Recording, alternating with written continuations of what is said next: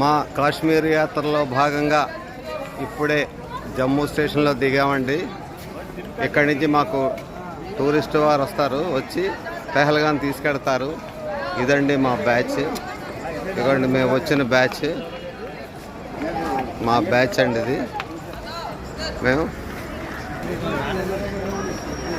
అందరికీ నమస్కారం. నేను మీరారాయణరావు, నేను బాగున్నాను. మీరు ఎలా ఉన్నారు? అదే విషయం. మీకు రేపటి నుంచి కాశ్మీరు, పెహల్గాం మొత్తం వీడియోలు వస్తాయండి. ఈ కొంచెం ముందుకెడితే ఇక్కడే మీకు బస్ స్టాండ్ ఉందండి. బస్ స్టాండ్లో బస్సులు ఉంటాయి, కాట్రాక్ కూడా వెళ్ళొచ్చు. మేమైతే ఇప్పుడు పెహల్గాంకి డైరెక్ట్గా క్యాబ్లో వెళ్ళిపోతామండి.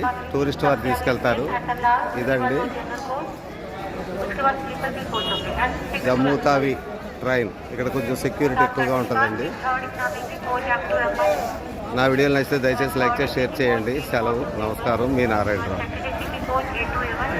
మా కాశ్మీర్ యాత్రలో భాగంగా ఇప్పుడే జమ్మూ స్టేషన్లో దిగామండి. ఇక్కడి నుంచి మాకు టూరిస్ట్ వారు వస్తారు, వచ్చి పెహల్గాం తీసుకెడతారు. ఇదండి మా బ్యాచ్, ఇదిగోండి మేము వచ్చిన బ్యాచ్,